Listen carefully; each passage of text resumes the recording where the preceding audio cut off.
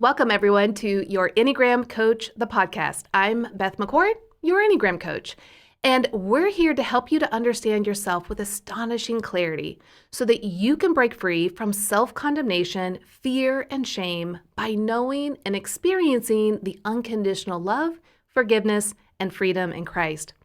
Well, am I glad that you are here today? Why? Because today we are diving into the world of the hit TV show, Ted Lasso. Be a goldfish, Sam. Yep, today's episode, we're going to look at two of the characters from Ted Lasso and watch their journey of growth. Now, if you haven't seen Ted Lasso, then let me first say that there is going to be an abundance of spoiler alerts throughout this podcast. So I just want you to be aware of that. And to start off, let me give you a quick rundown of the show. Now, the main character, Ted Lasso, brilliantly played by Jason Sudeikis, is the fun-loving Type 7. Now, Ted comes from my home state of Kansas, and he is a college football coach. And he's done pretty well in the division that he's in. But here's where the twist comes in. He's not a football coach in Ted Lasso. He gets hired to be the head coach of a professional football or soccer team in England, the Richmond Football Club. Now, this might sound strange at first, considering that Ted knows literally nothing about soccer. But that's the beauty of Type 7s. They are so optimistic and adventurous that they're willing to take on new challenges, and they believe that it's going to all work out. But as we dive in deeper into Ted's story, we'll see that beneath his cheerful exterior lies real pain and suffering that he's been unwilling and unwanting to acknowledge and deal with. Because it comes from the core fears and the core motivations of a Type 7. Now, the core fear of the Type 7 is being deprived, limited, trapped in emotional pain, bored, and definitely missing out on something fun. The core desire of a Type 7 is to be happy, fully satisfied, and content, but they struggle with the core weakness of gluttony. Now, this is where it's not just about food, though they do love lots of variety of food. Barbecue sauce. But this is a feeling of great emptiness inside, and that they have this insatiable desire to fill themselves up with fun experiences, stimulations, all in hopes of feeling completely satisfied and content. But their core longing, the message they long to hear, is that you will be taken care of. So you can see how much Ted is actually suffering inside because his marriage is now crumbling. But despite that, what he decides to do is take an exciting opportunity to become the head coach of one of England's premier soccer teams. For him, this is a new change of scenery, something exciting, hoping that everything will turn out fine. However, reality hits him hard. After being the coach and working with the team for several weeks, if not a couple months, his wife and son come to visit, and he learns that his wife still wants to divorce him, shattering his hopes of reconciliation. See, Type 7s are the escapist on the Enneagram. They want to escape from pain and hardship. Instead of facing his own deep wounds in seeking help, Ted instead focuses on making sure that others are happy, encouraging them, lifting them up, and creating an atmosphere where everyone is experiencing positivity and joy. But as you can imagine, reality has a way of catching up to all of us, right? And for Ted, it came crashing down when his deepest childhood wound becomes a triggering point for him in the TV episodes. And this is compounded by the loss of his marriage and now his son living across the pond in America. Despite the challenges, Ted continued to shove down the pain and avoid going inward and introspecting on what's happening. Why don't you tell me what happened the other night? Yeah, I don't want to do this. Now, there's a saying that says, what you resist persists. And that's exactly what's happened to Ted. It finally catches up to him, and it manifests within his body as panic attacks. Now, this is surely an unwelcome circumstance, but one that he cannot ignore. He cannot shove down anymore. So let's begin there. Let's focus on the journey of Ted Lasso as he learns to transform and grow in a new way. Instead of avoiding the suffering and pain, we want to see him embrace it so that he can grow and heal. We're going to be looking at season 2, episodes 5 through 10. Now, for the type 7, this can be a very hard journey. Well, let's be honest. Growth is hard for all 9 types, right? It's just different for us in different ways. Self-care can be scary. But imagine for a type 7 who is wanting to avoid pain at all costs and feeling emotionally trapped in suffering, going to a counselor would be really hard. So is this your first time doing therapy? No, ma'am. My wife and I did couples therapy for a little while. In fact, it would be like going to get a root canal without Novocaine. In fact, I have a relative who's a type 7, and that is a direct quote from them. How was that? Well, let's see. I'm here in London, and my wife is back in Kansas, which is a good thing, because if she heard me referring to her as my wife still, she'd be hopping mad. So you can see, for Ted, facing his fears is not something that he wants to dive into. He wants to avoid it and escape it at all cost. How long these little chats you do take? Sessions typically last 50 minutes. Okay. But you charge by the hour, right? That's correct. I take it you're not a fan of this kind of work. No, ma'am. It is only when Ted finally admits his need for help and he has the courage to face his pain head on that he can experience a new level of freedom, liberation, and joy. So you think I'm scared, huh? Yes, I do. Maybe I don't want to learn the truth. Ted, the truth will set you free. But first it'll piss you off. Well, then maybe your new nickname should be the truth. Now, with his therapist, Dr. Sharon Fieldstone, who is a type 1 and played by Sarah Niles, she joins him on this journey of self-discovery. And you and I are going to witness Dr. Sharon growing from being judgmental, rigid, and too serious. Morning, Colin. Hey, Doc. You get any trouble last night? Nothing I care to speak about at work. Ooh, Doc, you are more mysterious than David Blaine reading a Sue Grafton novel at Area 51. Into becoming more receptive, vulnerable, accepting, delivering the truth, but in a more kind and compassionate way to Ted. Hey, Ted. Yes. I was scared today. Really scared. I love riding my bike. It's my happy place. And after today, I was worried I'll be too scared to enjoy riding ever again. Ted, I just wanted to tell you how I was feeling. Well, I appreciate it. Means a lot. And I'm glad I did it. Now, Sharon is a type 1. We talked a little bit about the type 7's core motivations, but I want to share with you what the type 1s are as well. So the type 1s are the principled reformers. Their core fear is being wrong, bad, and irresponsible. They desire to be good, ethical, moral, and right. But they struggle with the core weakness of resentment. And this is where they are really frustrated or actually angry with themselves, others, and the world for not being perfect. And they feel like, doesn't everyone see what needs to happen? Doesn't everyone see what needs to be fixed? Why am I the only one that is doing the responsible thing? That's where the resentment comes in. But they have a core longing, a message their heart longs to hear, and it's to hear that you are good. And because of Dr. Sharon's core motivations and her not being at her healthiest place, at the beginning of these clips, what you'll see is that she begins off being more rigid, judgmental, and serious. However, as her relationship with Ted deepens, you see her navigate in his world of optimism and playfulness that she begins to grow. Dr. Sharon learns to let go of that rigidity and expectations while embracing vulnerability, acceptance, and warmth. Hello, Coach Lasso. Hey, Doc.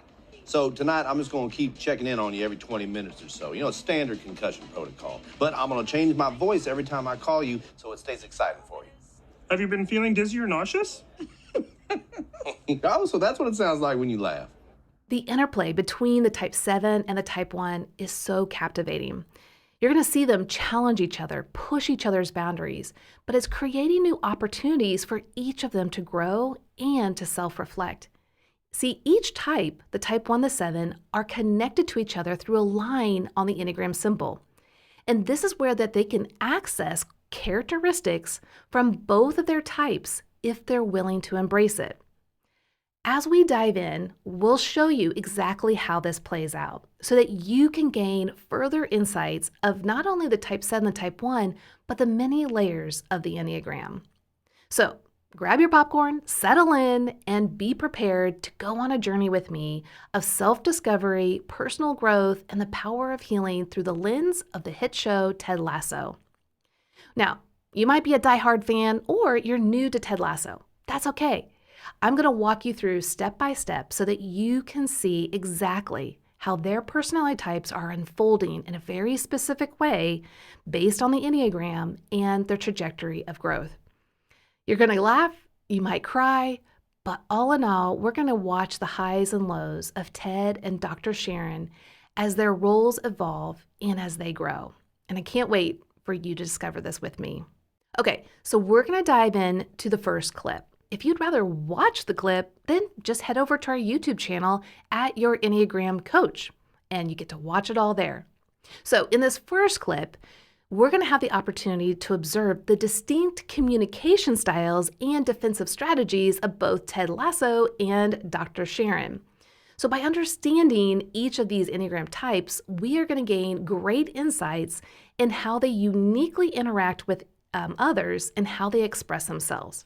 I'm just dealing with the terror of knowing what this world is about, you know? Watching a few good friends screaming to let them out. So you're feeling under pressure. So let's start with type 7, Ted Lasso's fun-loving character. Now, when Ted is less healthy, what you're going to see is his communication style is going to be more hyperactive, scattered, and he's going to tend to draw attention to himself by maybe telling grand stories or funny stories, but he's going to use his charisma to keep the spotlight on him or something fun instead of something painful or too serious. Well, my door is always open. And why even have one? Heck, Coach Beard could take that thing out for you, Jack Torrance style, with like 8 good whacks. 5 good whacks. Yeah, I appreciate you checking in, Doc. All right, let's go Greyhounds. Woo! Now, Ted is a master at reframing negatives into positives and avoiding anything that is too pessimistic or deep. No, I have never coached the sport that you folks call football. At any level. Jesus. And heck, you could fill 2 internets with what I don't know about football. However, if he is confronted with consistent negativity around certain circumstances, you're going to see Ted try to escape. And this can be through being funny or witty, but definitely he is not going to embark on those harder issues. You will see him deflect, bob, and weave throughout. But I'll tell you what I do know. I know that AFC Richmond, like any team I've ever coached, is going to go out there and give you everything they got for all 4 quarters. What was that? 2 Oh, right, sorry. Halves, yeah. They're going to give you everything they got for 2 halves, win or lose. Or tie. Right, y'all do ties here. Sorry, that's going to take some getting used to for me, okay? Because back where I'm from, you try to end the game in a tie, well, that might as well be the first sign of the apocalypse. So as you see Ted start in this journey of growth, you are going to watch him shift in his communication style from what I just described into a healthier relationship and communication style, where he's still going to be fun and lively, but he's going to be more upbeat, optimistic, and joyful in his conversations. And he is going to be able to truly listen to others without overtaking the conversation, showing his genuine interest in other people's thoughts and feelings. Now, if we take a look at Dr. Sharon's communication style as a type 1, what you're going to see is that when she's not at her healthiest, her communication style can be characterized as more of a teaching or correcting and even a judgmental stance. You'll see her become more easily irritated and opinionated, trying to repress her emotions, but she's going to also kind of have this veneer of displeasure. So The defensive mechanism of the type 1 is reaction formation. And this is where they're going to feel something displeasurable inside, but try to present a more polite or respectable or acceptable demeanor. So deep down, you're going to sense this kind of more curt or cold and distant communication style when she's less healthy. Hey, Doc. You get any trouble last night? Nothing I care to speak about at work. Ooh, Doc, you are more mysterious than David Blaine reading a Sue Grafton novel at Area 51. Well, Ted, make an appointment when you need to talk. Okay, well, as you can see, Ted wants nothing to do with working with Dr. Sharon and diving into the world that she wants him to dive into. He is deflecting with loads of humor and wit. And Dr. Sharon, she doesn't budge, does she? She remains serious and professional at all times towards Ted.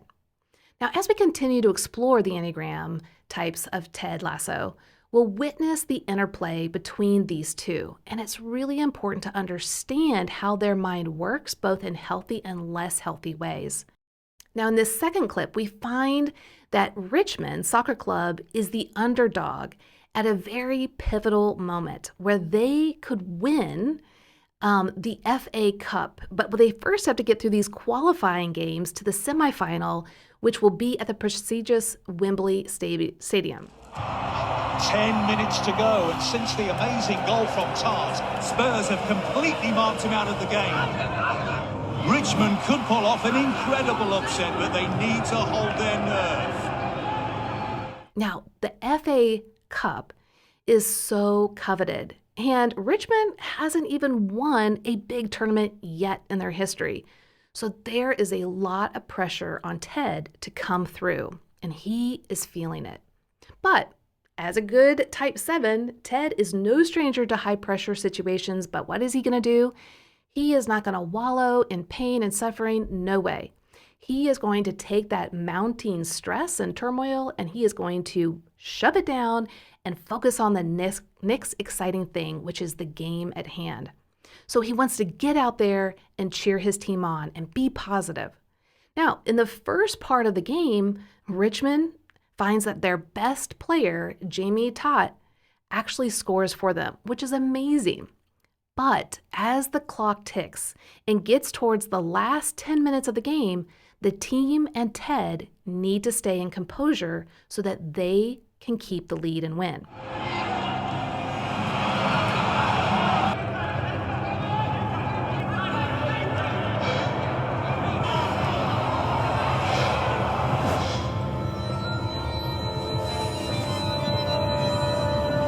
Coach, you okay? Yeah, no. I gotta go. My stomach. What's happening? He said his stomach. Well, we've seen. Now, this is a crucial moment, right? Ted needs to remain calm. But all of a sudden, everything internally starts to unravel. He no longer has access to his defensive mechanism of rationalization and reframing. All of a sudden, the weight of the situation becomes too much for him to repress these feelings, and it manifests itself in an actual panic attack. He doesn't know what is happening to him. And remember, this is the final few minutes of this crucial game. He is caught in the grips of this panic attack. He doesn't know what to do, and he's unable to muster up enough energy and courage. So what he does is he turns to his assistant coach, Coach Beard, and tells him that he has a stomachache and he has to go. Ted recognizes that something deeper is at play within him. And this is the actual turning point for Ted. He knows that he can no longer dismiss this pain.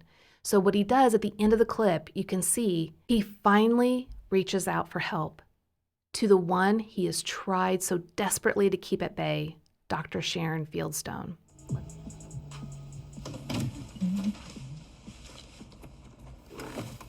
Oh. Ted, you scared me. Are you okay? I want to make an appointment.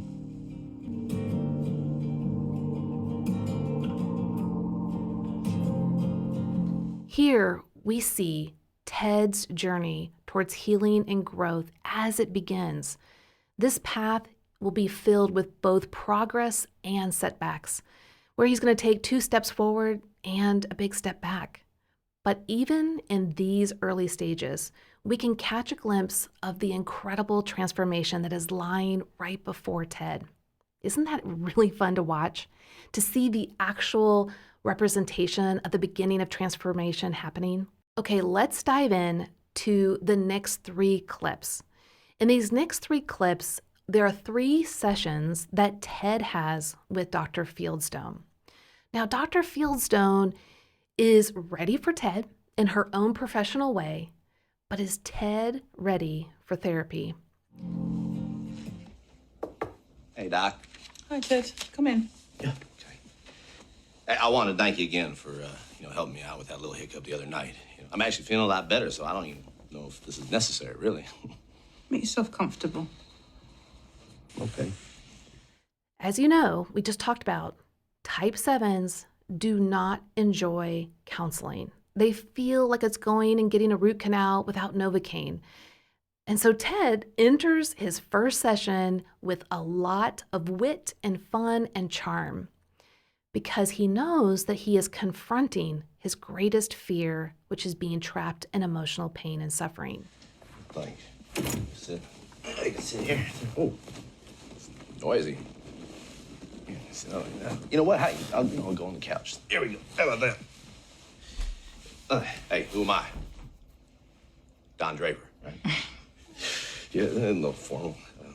I don't want to put my shoes on there. Well, you know what? I'll lay down, right? Here we go. I'll do that here. Like this, like a couple kids on their top bunk on camp. I don't know where to do my arm here. It feels. Yeah. Here. Oh, here we go. This is what we'll do. We'll go just classic, like you see, like in New Yorker cartoons, right? Oh, you know what? Put this under here. That'll help even out my spine. And, oh, yeah, that feels nice. Okay. Now what do I do here? Do I just, that's like I'm going down a water slide or something like that, like a luge. Here, that's a little too cascety, isn't it? Okay, how about, here, let's do this. All right, how's this? This good? Probably sitting is best. No, sure. That's good. So what he does is he walks into the room and he's like, "Hey, Doc, I just want to let you know that I'm doing great. Thank you so much for your help. I don't think this is necessary." Well, Dr. Sharon is steadfast, refusing to buy into his strategies and instructs him firmly to sit down and get comfortable and that they're going to do the therapy session. Well, this immediately triggers some anxiety that is happening inside of Ted, right? Like, oh no, I'm going to have to dive into my world of pain. Okay. All right. Yeah, there we go. Oh, there you are. Quite intimate here, close quarters. You know what it's like? It's like we're on an episode of The Sopranos without all the gratuitous violence, which is a good thing. But a lot less spaghetti and clams, too, which is a bad thing, so. Hey, who's this guy? What's his story? You good, buddy? Yeah? Okay, good. Very agreeable fella, just doing his thing. You got tissues over there, huh? Yes, tissues. Yeah. What are those for? Sometimes it gets a bit emotional in here. Mm-hmm. Not always, but sometimes. Yeah. Sometimes people just sneeze. Yeah, they do, yeah. Yeah, we both agree with you. Yeah, my hay fever's been pretty good over here. Must be a low pollen count in the UK, so. The scene can make you laugh because we're going to witness the natural way that a lot of type 7s feel and express their fear and anxieties of having to go inward. See, Ted, as a type 7, all of a sudden becomes hyperactive, fidgety, and silly. He bounces from the chair to the couch in a desperate attempt to ease the discomfort that is within him. He has a lot of fear welling up, and so he is trying to navigate it the best way he can, but he's kind of caught, right? I mean, Dr. Sharon is right there. Okay, all right, well, when do we start? We've already started. We started when you entered in here. What? Oh, shoot. Well, I'm sorry about that. I feel like I've wasted a bunch of our time already, with all the couch shenanigans and just, noticing your accoutrements and stuff. It's, Ted, but, yeah. don't worry. Yeah, well, of course. Not worried at all. Yeah. Okay.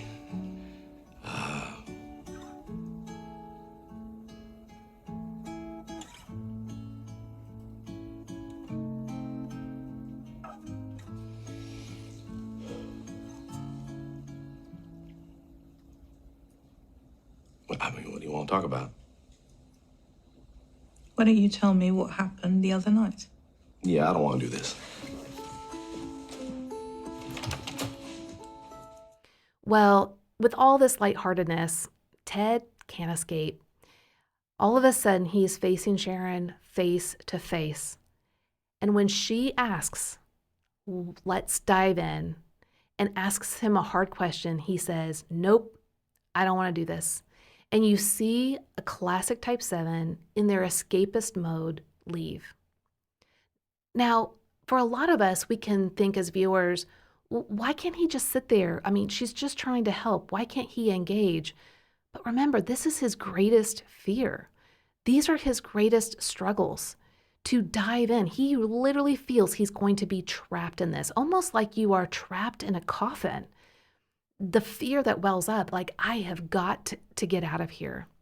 By understanding this, it helps us that are not type 7s extend empathy, compassion, and be more receptive to those that are going through this, just like we want them to be to us when we're experiencing our own core fears. But what happens in contrast is that Dr. Sharon, in this moment, she is not meeting Ted halfway. She remains her stoic, professional, and distant demeanor throughout the session. Her approach reflects her desire for Ted to conform to what she considers to be right and proper. And at this point, she is unable to meet him in a way that helps him to reciprocate. She is not willing to be optimistic, hopeful, and attuned to him in the way that resonates with him the most. Her rigidity directly affects Ted in a way that makes him want to stand up and leave. It is not a safe place for him. So why should he unpack his own story there? Are you able to see how each of these two types have pain, frustration, and they're both desperate to get what they think they need, and they do it in their own way, and that they're missing each other? Yes.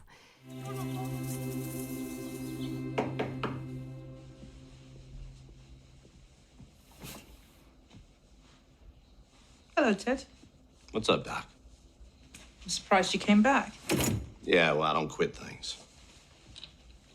Now, in the second session with Dr. Sharon, Ted comes in with a completely different behavior, completely different energy level, and the way he's communicating to her is also completely different. So what's happening here? Well, this is one of the intriguing layers of the Enneagram. See, on the Enneagram symbol, each type is connected by 2 lines to 2 other Enneagram types. And we take on some of the healthy and the unhealthy attributes of each of those types that we're connected to. Now, we don't become those types, but we definitely are influenced by them in both healthy and unhealthy ways. So a type 7 is connected to both the type 1, the principled reformer, and the type 5, the analytical investigator. So before we watch this clip, I want to shed some light on actually what's happening here. When Ted shows up, instead of, like I said, being that fun-loving 7, you find him in a very stressful situation. He never gives up, so he tries to enter this once again. But deep down, he doesn't want to do it. He's resistant. He knows he has fear. So instead of being hyperactive, he actually moves into the less healthy direction of where his type 1 sits. How are you, Ted? I'm swell. As well as fine and dandy. How about you, Doc? I'm well. Glad to hear it. So, is this your first time doing therapy? No, ma'am. My wife and I did couples therapy for a little while. How was that? Well, let's see. I'm here in London, and my wife is back in Kansas, which is a good thing, because if she heard me referring to her as my wife still, she'd be hopping mad. How long these little chats you do take? Sessions typically last 50 minutes. Okay. But you charge by the hour, right? That's correct. So how this plays out is you're going to see him come in and he's going to actually be more irritable, critical, short, curt. He's going to also point out imperfections or inconsistencies, things that he perceives are wrong.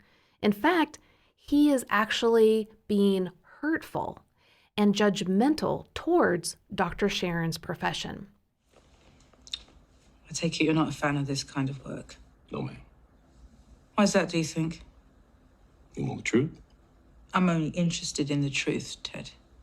Because I think it's bullshit. You don't know me. We don't have history. And yet you just expect me to spill my guts about all the gory details of my life. The fights, the mistakes, my deep, dark secrets. But you ain't listening because you care about me. No. No, you ain't listening to me because you paid to listen to me. You're getting paid to just jot down your little notes and diagnose my tears, and then what? Probably just blame it on my folks, right? I mean, you say you're only interested in the truth. And yet here you are, charging an hourly rate for only 50 minutes of work. Like I said, it's bullshit.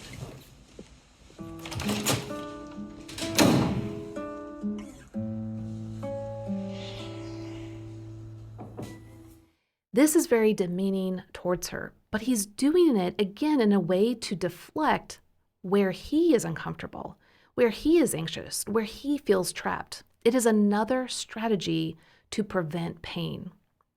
Now, these perfectionist tendencies of the type 1, as you can see, are going to be spilling out and onto Dr. Sharon.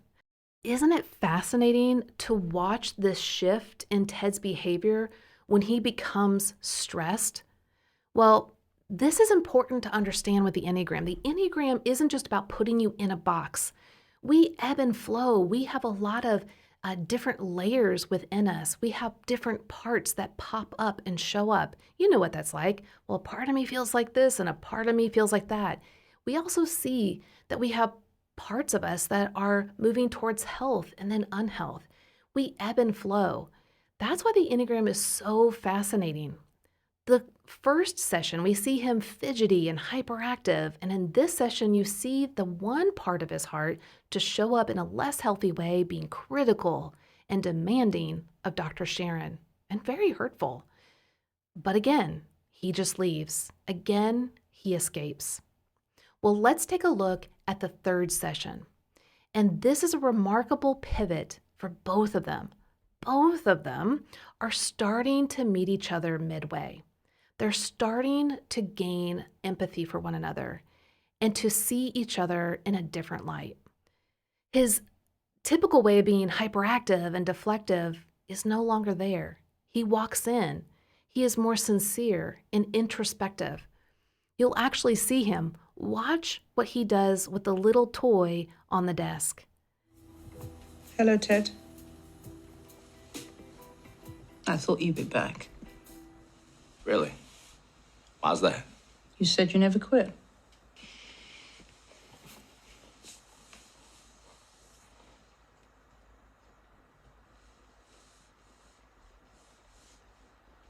Can I be honest with you about something? Would I got a boogie in my stash? No, I'm kidding. Sorry, go ahead. I was quite offended by what you said about my profession.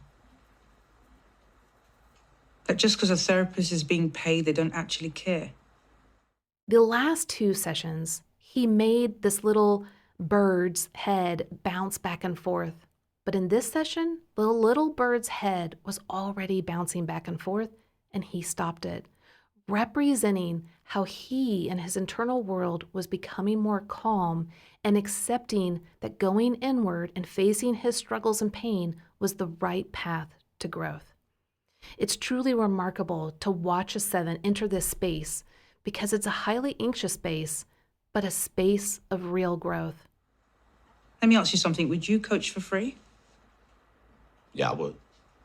But do you? No, ma'am. And yet you care about your players, right? Yes, ma'am. Then why would you assume it's not the same for me? I don't assume that all coaches are macho dickheads. That's a good point. Consider me dunked on. And look, I'm really sorry about that. You know, getting all worked up and saying stuff like that, then storming out of here. It happens. What we're seeing here is that Ted is beginning to confront his deep-seated fears and the pain that he has been avoiding for decades. Now, Dr. Sharon, as a type 1, is gradually opening up to be more empathetic and understanding in her approach style. At the same time, Dr. Sharon demonstrates her own growth and development here.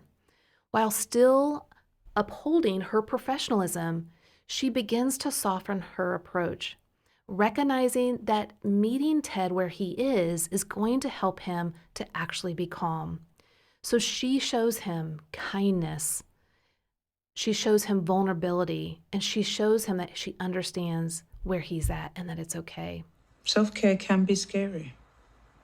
Fight or flight is a natural response. You just happen to do both. Impressive range, really. Yeah, well, watch your back, Glenn Close. So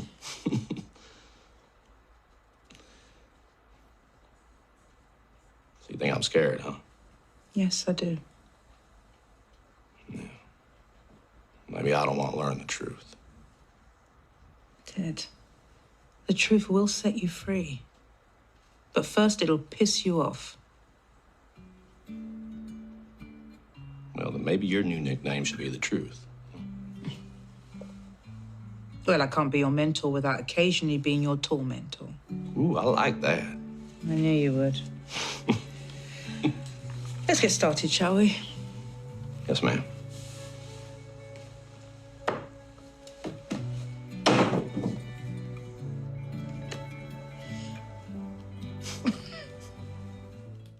The power of the Enneagram shows us that when we do self-reflection and we're willing to step into our own growth, which is hard, great things will start to unfold. And we're seeing how both of them are doing this, which is creating a more authentic and connected relationship between the two of them. And what I love about the end of that, she is inviting him with the Kleenex box to go inward, right? To dive within.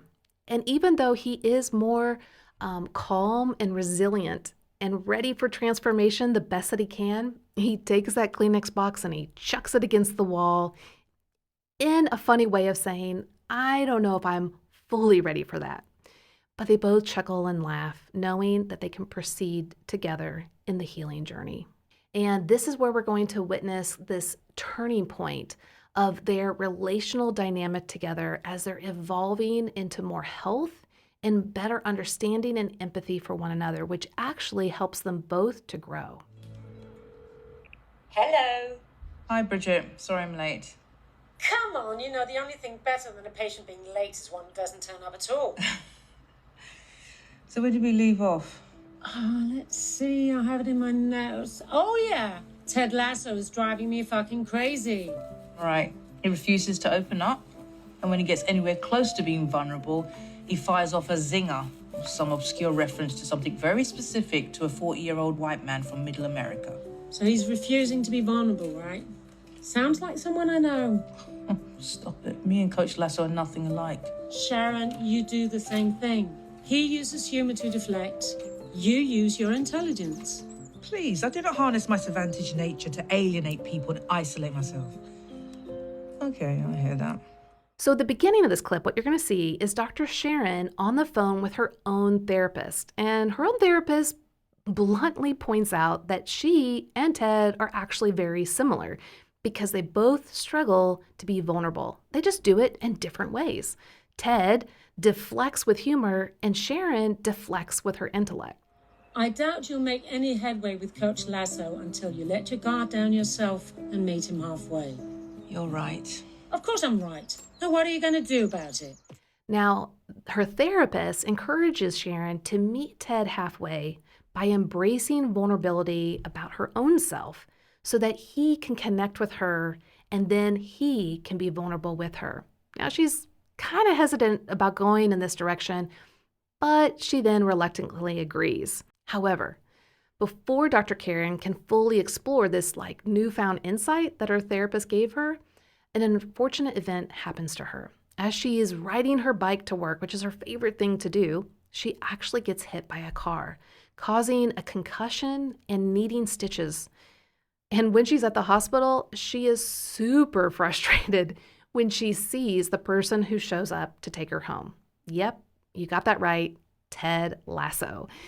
And Ted, as you'll see in this clip, is super fun and exciting, witty, playful, all the things that are going to frustrate a type 1 when they're not at their best. And she is like, I'm perfectly fine to take care of myself, being very principled and grounded, not wanting anything to do with this silly character. But the doctor at the hospital says, no can do, someone has to take you home. That's hospital protocol. So she's stuck with Ted. Oh, no. Oh, it's worse than I imagined. She can walk again! Woo! It's a miracle! Oh, thank God for science! Hey, Doc. Doc gonna be okay, Doc? Yes, her scans seem fine. Good. Oh, well, she does have a concussion, and she's had a couple stitches in her head, so you'll need to rest for a few days, okay? But apart from that, your husband can take you home right now. Oh, he's not my husband. Yeah. Ain't no ring on these fingers. No, we're just friends. Colleagues. Friendly colleagues. I don't have a husband. Yeah, but not in a sad way. You know, she's just fiercely independent. And I'm perfectly capable of taking myself home.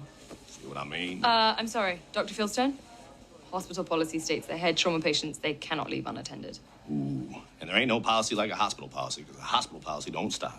Let me help you out with that, sweetheart. Well, once they arrive at her home, Ted refuses to go quickly. He becomes a little hyper, his communication style is silly, and he's trying to connect with her. He's trying to see if he can help in some form or fashion. Thank you for walking me home. I'm good from here. Well, that's the 5th time you said that. I'll just set this puppy down and I'll skedaddle. Yeah, there you go. Good spot for it. There you go. Oh. So, you gonna get a new bike, or maybe you gonna lay off riding around for a little bit?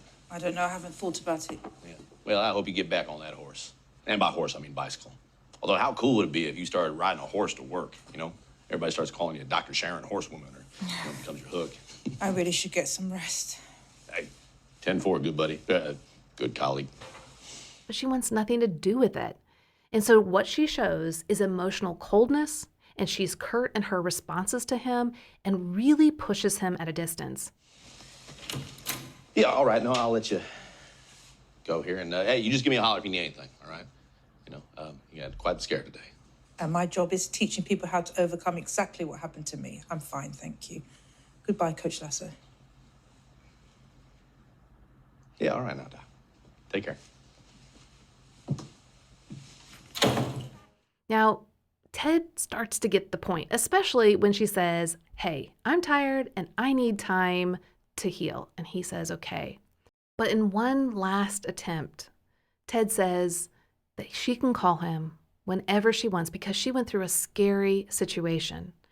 And instead of being thankful and warm, she shows a cold demeanor, judgmental and critical display by telling him that this is her profession to help others through similar situations that she went through and that she will be just fine. Basically, closing the door right behind him.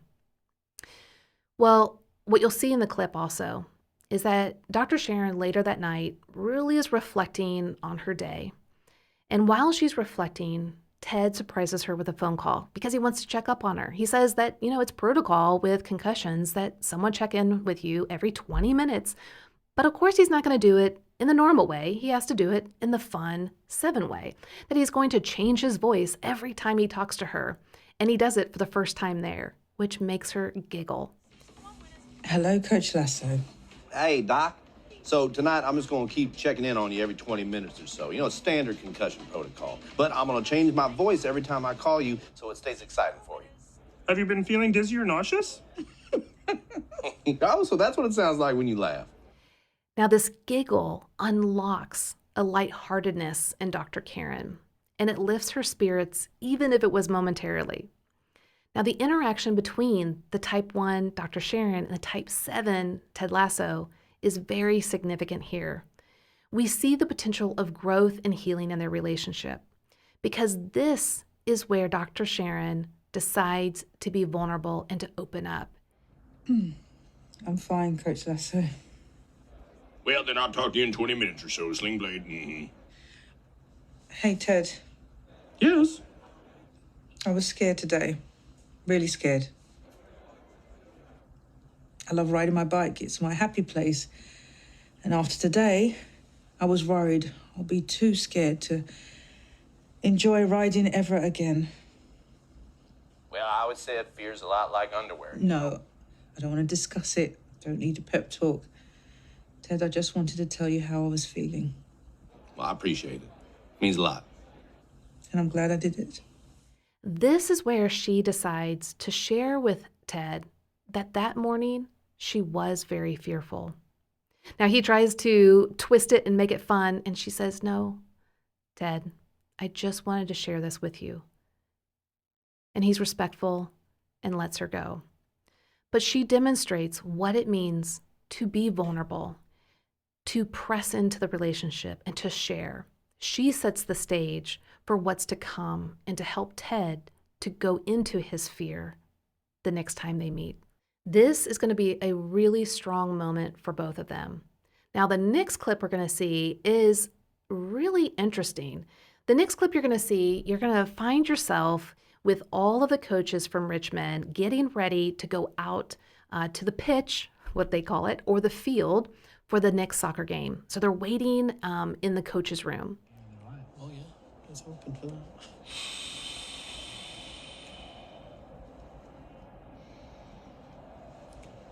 You good, Coach? Oh, yeah. No, I'm just doing some breathing exercises that Doc taught me, that's all. Hopefully it's not stomach problems again. Tell me you didn't eat a prawn cocktail. No, never.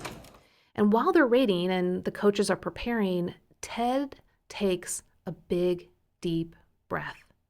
He closes his eyes and he tries to center himself.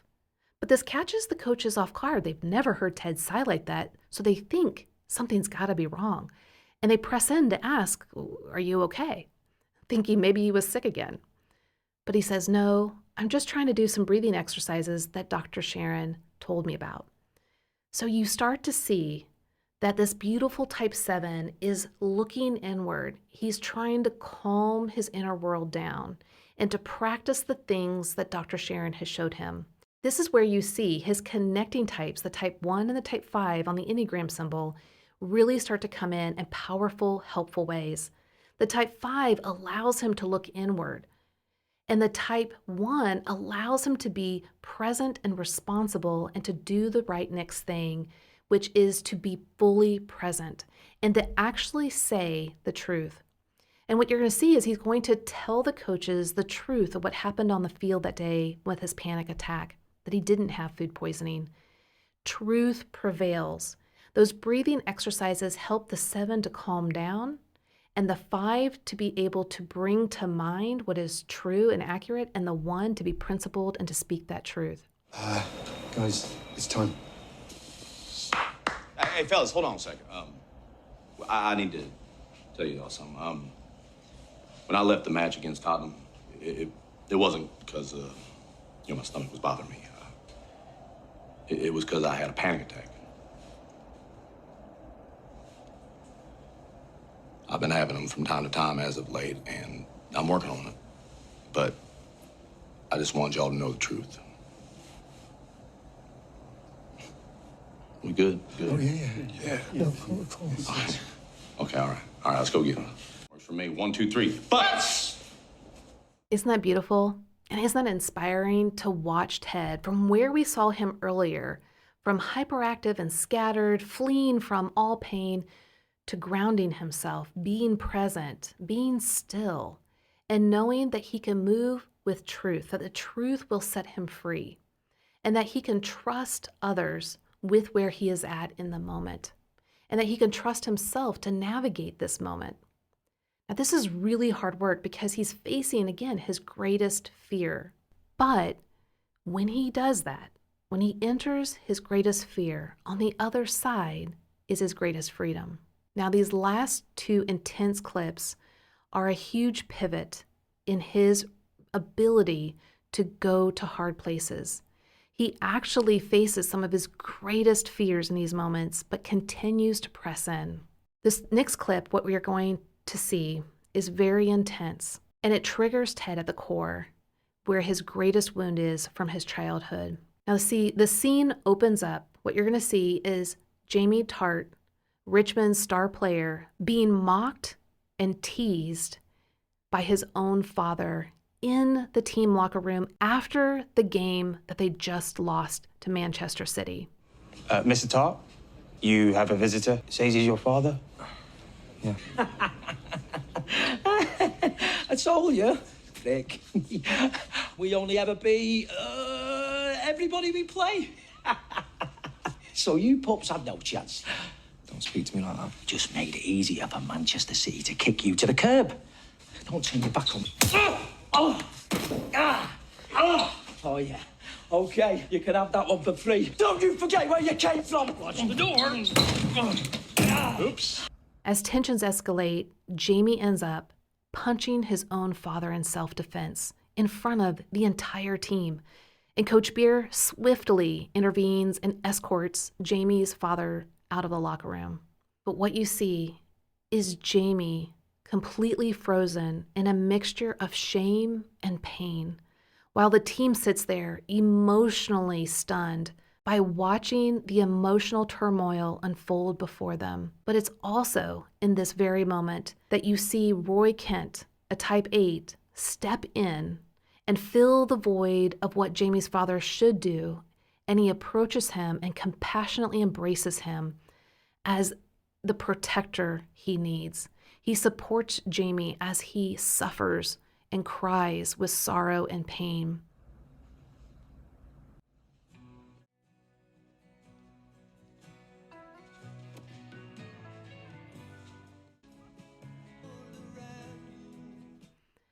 The camera then scans to Ted, whose eyes are welled up with tears. He is visibly disheartened and caught off guard by the heart-wrenching father-son dynamic that he just witnessed. Overwhelmed by his own flood of emotions, Ted abruptly leaves the locker room while Roy is able to take care of Jamie while he's gone.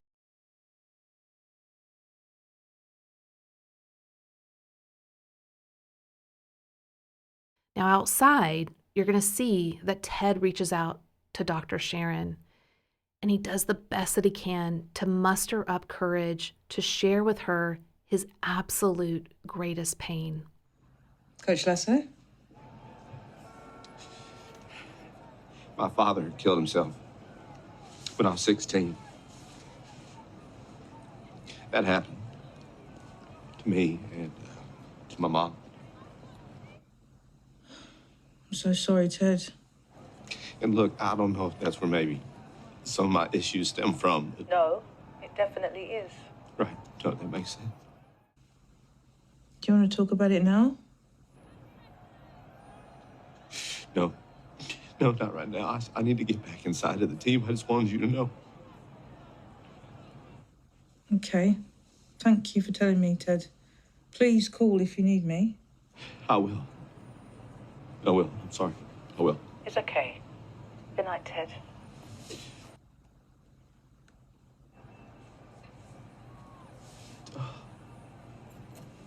He is able to take that next step of painful growth by revealing what hurts the most. He's aware that he can't reveal all the details in this moment because the team is still back in the locker room, but that he wanted to quickly reveal this to her while it was still so activated in him.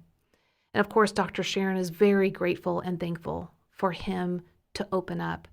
And her response is very warm and receptive, genuine and soft, which allows the healing to take place. It's truly remarkable to witness the growth of a relationship between a type 1 and a type 7 in this way.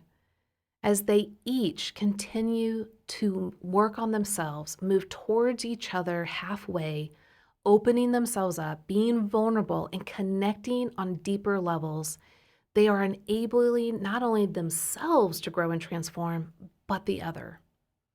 And as we move forward into the next clip, what we're going to witness is the profound impact of Dr. Sharon's own personal journey of growth has on Ted, because she has let go of the rigidity and the defensiveness and the boundaries and has opened herself up with that warmth and kindness so that she can lay the groundwork for Ted to walk towards her and to express his truest and deepest pain.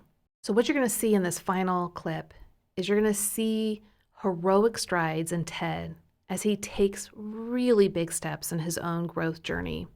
Now, he has a long ways to go. That's one thing that we can all trick ourselves like, oh, I done it. Now I get to move on. It is a lifelong process for growth.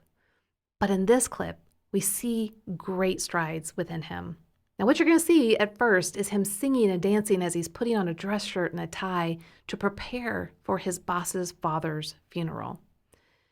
But as he attempts to put on his tie, you see his hand starting to tremble, and he knows that a panic attack is starting to happen. Fear is now etched on his face.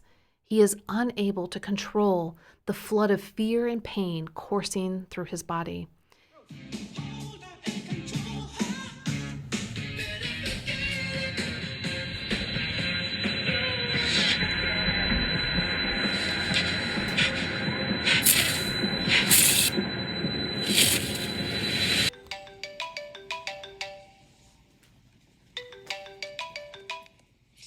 Good morning, Ted. Okay. Ted, you're okay. Just breathe. Just focus on your 4-7-8 breathing. You can, come on. Just breathe. I'm on my way. He reaches out to Dr. Sharon over the phone and that he needs help. She guides him each step of the way as she makes her way to his house. And when she arrives, we see his apartment for the first time in disarray. Up till then, he would keep it tidy and clean. But this shows you the representation of the suffering he has been enduring silently for quite some time. How you feeling, Ted? I'm better. You know, not great, but better. Good. Because when someone's not great, that allows me to get in there and do my thing. Yeah. May I sit down? I wish your doctor would, yeah. She notices all of this, and with warmth and presence, she genuinely engages with Ted with great compassion and care. She asks him how he's feeling with a very supportive tone. Ted admits that he is doing better, but he's not great. And to his surprise, Dr. Sharon says, "Great, I'm glad you're there." Because as a type 7, he's like, "What?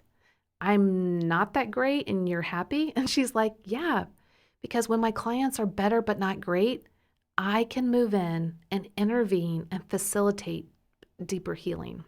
Ted, it's not surprising that you had a panic attack. It's possible that going to this funeral would trigger memories of going to your own father's funeral. Nope. I didn't go to my dad's funeral. Okay, why not? Because he quit. You know, he quit on his family. He quit on himself. And I hated him for that. I think I still hate him for it. I think you do too, Ted. And that's okay. What happened with your father is a difficult thing for anyone to make sense of, especially his teenage son. He gets it. He understands. And he shows her he's willing to work on it even more right now with her. So Dr. Sharon sits down and invites Ted to share his story, the story of what happened with his father. And you get to hear the heart-wrenching tale of Ted's father's suicide when he was 16 years old, and the great heartache that unfolded for him, and the hatred he had for his father for giving up on him and his mom. Why don't you share with me what happened?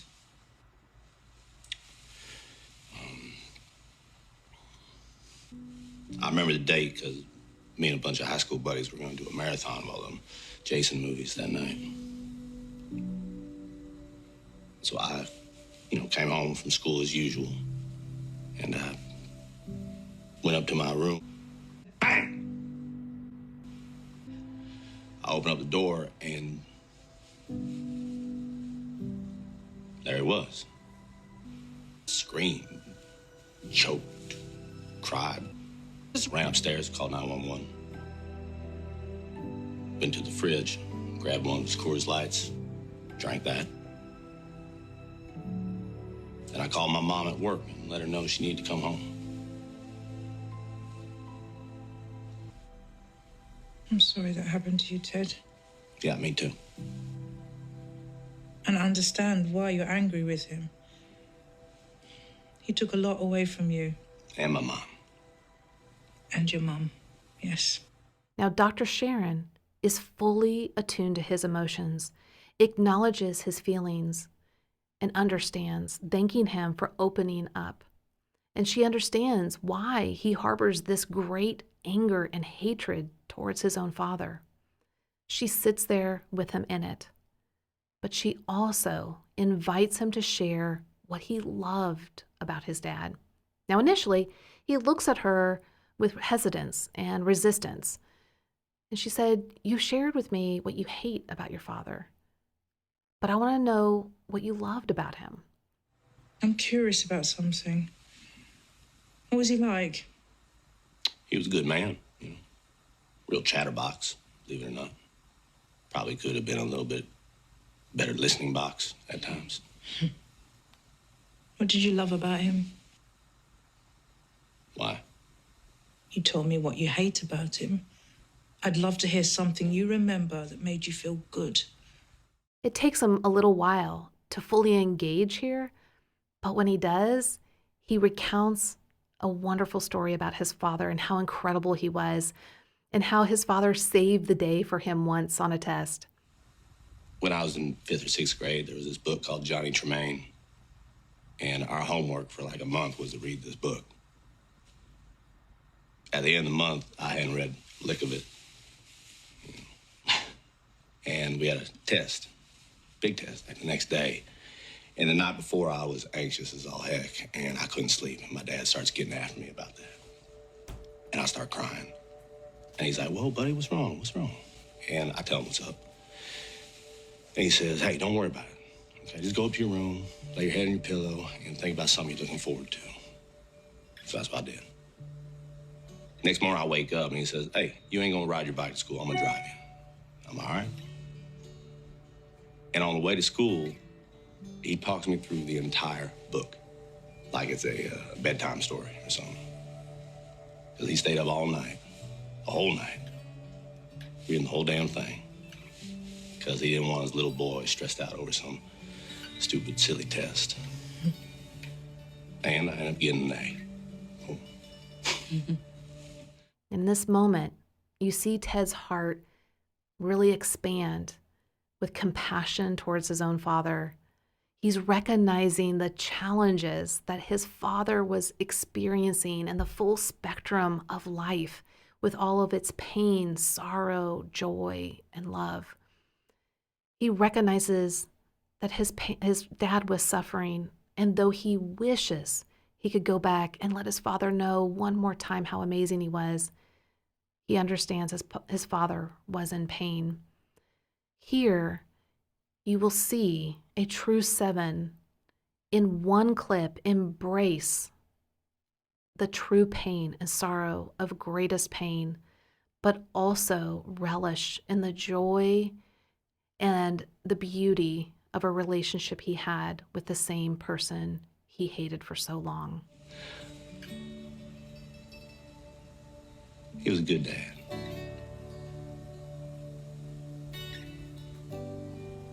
don't think he knew that.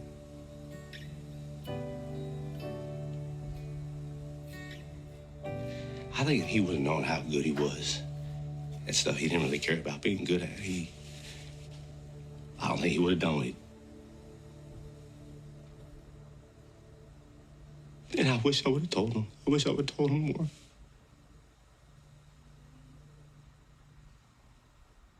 I was just so angry at him.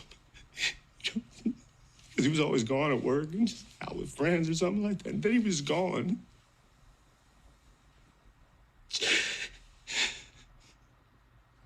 And I knew right then and there that I was never going to let anybody get by me without understanding they might be hurting inside, you know? Life, it's hard. It's real hard.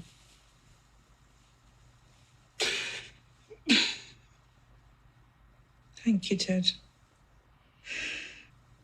I don't know if this is illegal or something, but can I have a hug? Sure. It's okay. Are you going to charge me for this session? Of course I am. Okay. For the house call. I appreciate your integrity. You're welcome. One of my favorite parts about this clip is the ending. The ending beautifully encapsulates the best of the relationships between the type 1 and the type 7. Did you see how Ted, as he's hugging Dr. Sharon, playfully asks, "Are you charging for this session?" Which she says, embodying her integrity and health as a type 1, says yes. And it's a house call. They both laughed, and he says, "Thank you for your integrity." I love that because the 1 is still a 1 and the 7 is still a 7. God created us to be who he created us to be, not to become someone else, but to be the healthiest version of ourselves, to honor him in our growth, allow him to work in and through us to be more like him. And he will do that work when we are willing to go to those hard places that we fear. And it's important that a lot of times we do these hard self-reflection and growth with another, whether a coach or a therapist, someone who is professionally qualified for whatever your needs are. Because these are so challenging for all of us. Our natural reaction in our type is to go in a very particular way, just like we see with Ted's type 7 and Dr. Sharon's type 1. But we aren't left to that.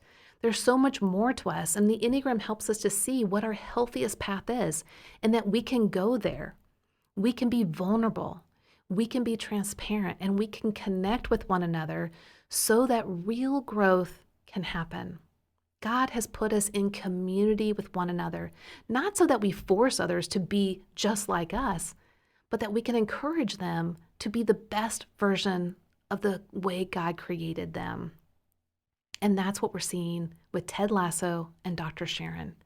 Each of them invite the other to a new level of understanding of themselves. Dr. Sharon encourages Ted to be responsible and to go inward and to deal with his hurt and pain. But Ted invites her to loosen up and to have some fun, that it doesn't have to always be rigid and perfect. The two of them help each other to triumph over setbacks. As we watch the complexities of their types grow, it will help us to embrace our own pain and transformation. Now, we only touched on the type 1 and the 7, and I hope someday to do more reflections like this, not just with Ted Lasso, but maybe other shows, so that you can watch a relationship unfold and how beautiful the dance can be when we're dancing together and not stepping on each other's toes, that we're embracing the dance of fun for the type 7, and that there are steps to be done so you don't step on each other's toes as the type 1. Our human experiences are great. God gives us the richness of relationships together. And I hope that by going through this together, it's opened your eyes to love others well, to love them where they are at, with a non-anxious presence, trusting that God is going to help us to see each other for who we really are and where we're at, and that He is the one that helps us to grow. He is the one that helps us to transform. And we get to journey with one another in this process. So I highly encourage that if you have a type 7 or a type 1 in your life, that you pass this along to them. Help them to look at their own life and how these things pop up. But I also invite you that if you have a type 1 and type 7 in your life, to meet them halfway, to love them in the way that they understand so that they can open up and transform in a way that makes sense to them. Well, I hope that you've enjoyed this episode about Ted Lasso and Dr. Sharon and the hit series of Ted Lasso and how we have pulled the type 7 and type 1 apart. Thank you so much for joining us. And remember that the Enneagram reveals your need for Jesus, not your need to work harder, because it is the gospel that transforms us. And if you want to dive in and to grow more, we have certified Enneagram coaches that can guide you. Go to myenneagramcoach.com, that's myenneagramcoach.com, to find an excellent Enneagram coach that will walk you through your own healing journey. And if you need a counselor who knows the Enneagram, we also have counselors in that directory that you can find if you need an actual counselor. So go check it out, get your own healing, grow and transform into who God created you to be. Thanks for joining me on this special series of Your Enneagram Coach, the podcast.